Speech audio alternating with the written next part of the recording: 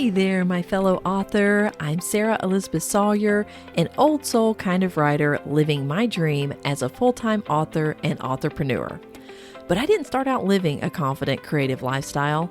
I struggled with the fears and the mental and emotional barriers that so often plague writers at all stages of their author career. But the truth is that with the right knowledge, tools, and training, you can overcome those barriers. I'm here to teach you how I've developed a lifestyle that's allowed me to publish 19 books and counting. Each week, as you tune into the Confident Fiction Author podcast, you'll get clarity on the steps you need to take to advance your writing career. Whether it's developing your ideal writing routine, tackling new skills like dictating your fiction, or overcoming the obstacles life throws your way, this podcast will help you live a more confident, creative lifestyle. Let's get started. Hey there, my friend, and welcome to this week's podcast episode. I'm your host, Sarah Elizabeth Sawyer, and today I'm going to be encouraging you to take a break and really talk about how you can rest as an author. So I remember the days when businesses used to be closed on Sundays. Like in my lifetime, when I was a kid, my dad would always make sure that we filled up the gas tank on Saturday because you couldn't get gas typically on a Sunday, especially living out in the country. And this was long before the pay at the pump days, and you had to go take your cash in to pay for your gas. And if you didn't take care of that on Saturday, you may be running on empty all day on Sunday. So even today in the small country town that I live in, places are closed on Sundays, like the local hardware store and even some of our restaurants. And I just think about how Sunday was once that one day a week where, as a society, we rested. I think about that country music song by, I think, Craig Morgan that goes, what I love about Sundays and just not do much of anything. And that's just such a throwback to how we were entirely as a society and how some of us still do and how we still treat our Sundays. For me, Sundays, are that time for just a quiet walk or a mid-afternoon nap after church and eating our meal and then just laying down and taking a nap and doing some reading. And so I think about, as a society, are we better or worse for not taking Sundays off to just rest our bodies and our brains? And, I talk about physical rest a lot, but brain science is showing that leisurely activities is the only way to get our brains to rest. So even when we're sleeping or taking that Sunday afternoon nap, our brains are busy processing things, processing information, and getting us ready for the waking hours. So really, leisure is the only time that we can get our brains to rest. And so that needs to be a part of your breaks. So let's get together here and just explore the answer to that question. Are we better or worse for not taking a day off? And I'm also going to give you solutions for how you, as an author, can get rest in a non-stop world. Let's get into it. First off, let's talk about the 4 ways that rest makes us more creative.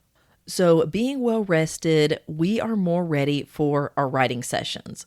One thing I've had authors share with me in my dictation boot camps is that sometimes they're too tired to even speak their words. So you may be someone who types your stories, and so physically sitting down at your computer and doing the physical action of typing, you can feel too tired to do that. But even if you're someone who is dictating and literally all you have to do is open your mouth and speak your words, sometimes authors are too tired to even do that. So being rested physically and our brains can help make you be more prepared and energized for your writing sessions. The second way that rest makes us more creative is that it allows you space to think about your story. Sometimes we just need to sit in the chair and stare into space. I heard one professional who believes that we need to set aside at least 1 hour every day just to think. which is mind-blowing for me, but it's true. And I don't always get to just sit for an hour a day and think, but that is what my morning times are. Sometimes before I get out of bed, especially if I happen to wake up really early or it's just not quite sunrise yet and I don't want to throw the covers aside, I will just lie there and think. I'll think about my day, I'll think about my writing and my stories or my business, and sometimes I'll spend an entire hour doing that before I ever even get out of bed. And so just having a block of time where you are, quote, resting, it can allow that space to think about your story. And that's really when our stories happen, right? We get at our keyboards, we write, but for so many authors, myself included, it's those times when I'm not sitting down to work on my story that the real work happens. And often that is in my rest times. So number 3 on how rest makes us more creative is resting before work and after work can help you prevent burnout. And I just talked about burnout in episode 19 of the Confident Fiction Author podcast. So if you missed that one, you might want to go back and dig deep into how to prevent and recover from burnout if that's something that you're facing. But too often we just think about rest after our work and, after a hard day's work of writing. And so I love this quote by Michael Hyatt where he says, "Rest isn't a reward for hard work. It's a requirement for ongoing success." And so too often we think that we need to earn our rest and that we can only rest after we have driven ourselves to the point of exhaustion with our writing and we just can't go on anymore. And so now you have earned that privilege, earned that right to lay down and take a nap. But the truth is, rest is just that requirement for being able to keep yourself going as a writer. And just as I mentioned a few minutes ago, that sometimes we're too tired to even get our writing done, to speak our words if we're dictating or sit down to type them. You may need to get that rest before you're writing and then rest after. And so it may be helpful to think about rest as bookends to your writing sessions. The 4th way that rest makes us more creative is it helps ward off catastrophizing. And I know this is something that I struggle with big time when I have not gotten my rest and everything just feels like a catastrophe in my life and especially in my stories. And that's where a lot of my resistance around writing comes from, is it just feels like my plot or what I'm working on at that story feels like such a catastrophe. I have no idea how to solve the issues, the plot problems that I have, or my characters are misbehaving and they're going off script. And in general, you may just be feeling that your manuscript is so much worse than it actually is. Or it may be feeling overwhelmed about something that's normally easy for you, like writing your author newsletter. And that feels like a catastrophe, just your marketing efforts, because nothing seems to be working and you've put in all of this effort and all of this work to get your books out there and to be consistent with your author newsletter, and it feels like you're not getting any kind of results and this whole writing thing is just a catastrophe. When really, it may be you just need a good night's sleep. And so those are 4 ways that rest helps make us more creative and prevents building that resistance or even prevents burnout in your author career. So let's talk about how to rest, because this is actually something that I've personally struggled with. How do you actually rest your body and your brain in ways that are rejuvenating and really makes you feel like you're ready to get back to your writing and get your work done? Several years ago, I did start taking Sundays as my day of rest. That is traditionally our Sabbath day. I dedicated and protect my Sundays as my day every week that I am resting. I don't crack open my computer. I typically don't write. I can count 2 Sundays in 2024 when I actually did work, and the other 50 Sundays were my Sabbath. They were my day of rest to recover from the week and really make sure I was prepared for the next week. And because I've done this for several years, I am caught off guard sometimes when I hear author friends or even other friends just talk about working on Sundays. And again, it's not a religious thing. Jesus said that the Sabbath was made for man, not man for the Sabbath. It just serves us in our natural rhythms of rest and recovery to have that one day of the week that we're taking off. I also think about Sabbaths in a quarterly and yearly way. So once a quarter, I really like to take a 4-day weekend if I can, and just take that Thursday, Friday, Saturday, and Sunday off for leisure and physical rest. And then my goal every year, and I do hit it often, is to really take the month of December off, or at least a good solid 3 to 4 weeks between the middle of December and into the new year. And that's my yearly Sabbath. That's my 4 weeks if I can, which I usually do get about 4 weeks off to just completely recover from the year, do things that gives my brain rest and recovery and my creativity, and just refilling my creative well from all that I have drawn from it in that year. And so that's the first way that you can rest, is taking weekly, quarterly, and even yearly Sabbaths or sabbaticals to just allow yourself that time to rest. The other thing, and this is something I like to do on Sundays, is I grayscale my phone. And that does so much to limit its distraction abilities. Our phones are designed to keep us glued to them, to just be addicted to them and constantly reaching for them.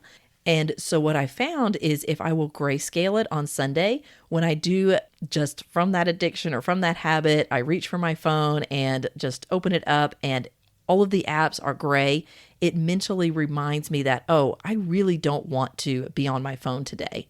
I want to just use this as a tech-free day, that I am letting my eyes and my brain rest from the screen, and just that constant pull of reaching for your phone. That stresses your body and your mind. And so having those times that it's just a tech-free day or even tech-free evening goes a long way in especially letting your brain rest. I also encourage you to go into your settings and turn off like all of your app notifications. So all of social media and news and just all of the things that are constantly pinging and having you reaching for your phone and feeling like you need to take action, like you need to do work. I turn off all of my app notifications except text messages and phone calls and reminders. Other than that, my phone is not dinging, is not constantly lighting up and telling me to reach for it. I also think having that break from my phone is one of the reasons I have my best story ideas in the shower. And I know lots of authors do. That may be the same for you, just really being able to work out plot problems and all. And I know some authors now who are taking their phones into the showers and listening to audiobooks or even dictating, and that's great. I've been tempted to do it myself, but I really want to continue to guard even my shower time as a time of rest and letting my brain be away from my phone, away from external inputs, and letting the story ideas and the plot issues just work themselves out during that time that my phone is not just a constant draw. So that's another way to rest, is resting from your tech devices, your laptop, your phone, your tablet, just really putting those away and giving yourself a rest from technology. The other way we can rest is resting from a specific project.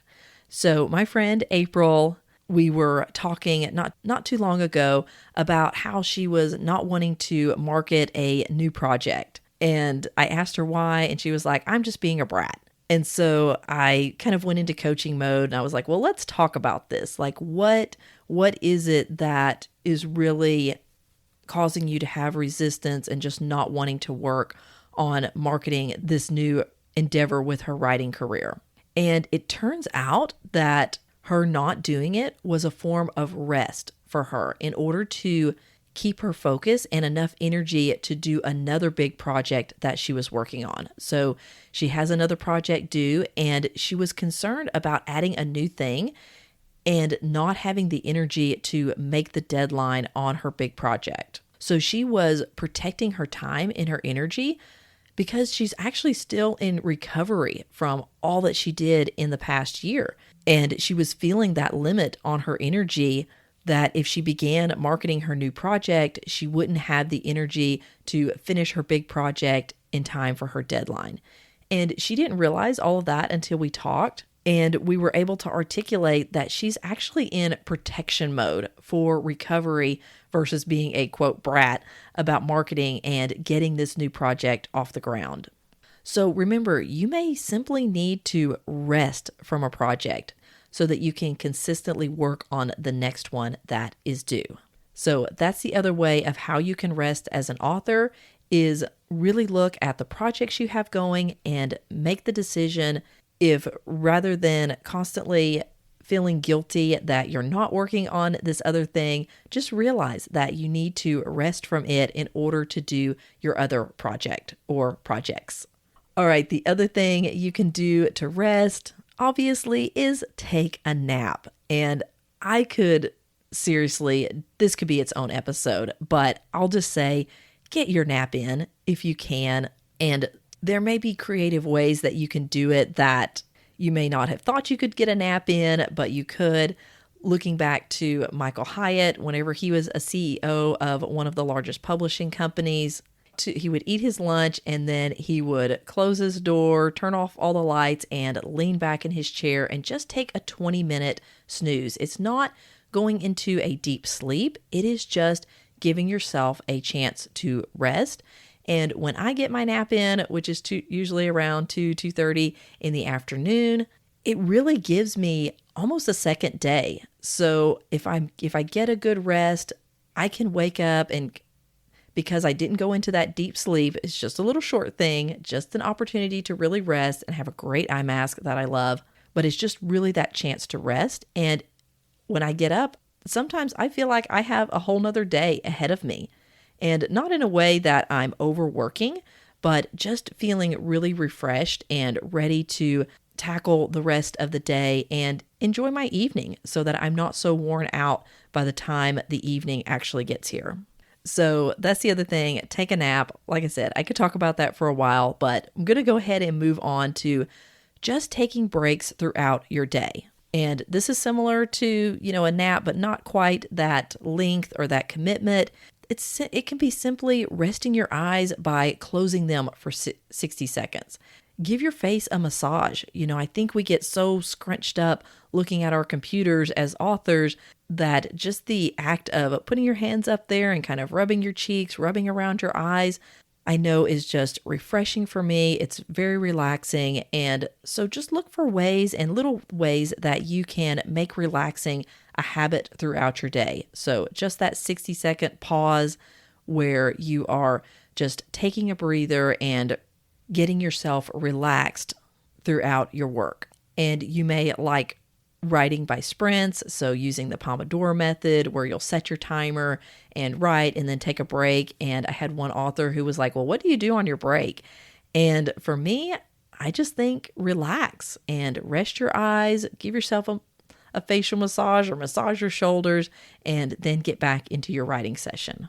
Okay, moving on to the last thing I have here for how you can rest is leisure. And I mentioned this in the introduction that brain science is now telling us that leisure is the only way to get our brains to rest. So it's really important to rest our bodies and take good care of our bodies.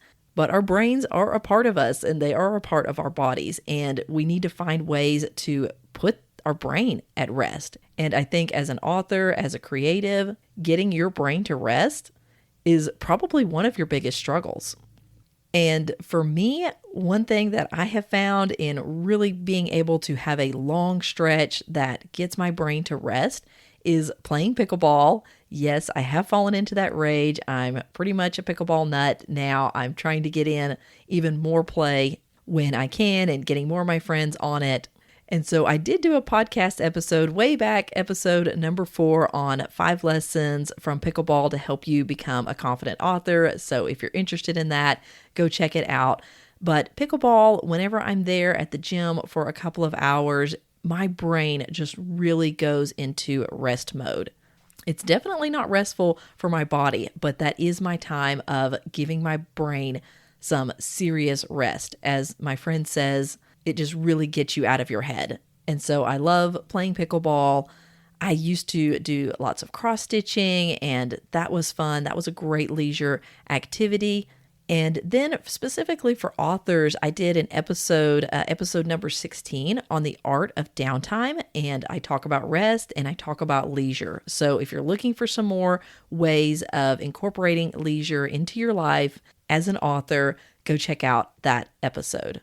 The main thing is you're just looking for something that really rests your brain. Getting out in nature, going for a walk, reading, playing games, all of these things can be that leisure that you need to give your brain the rest that it must have in order to be creative.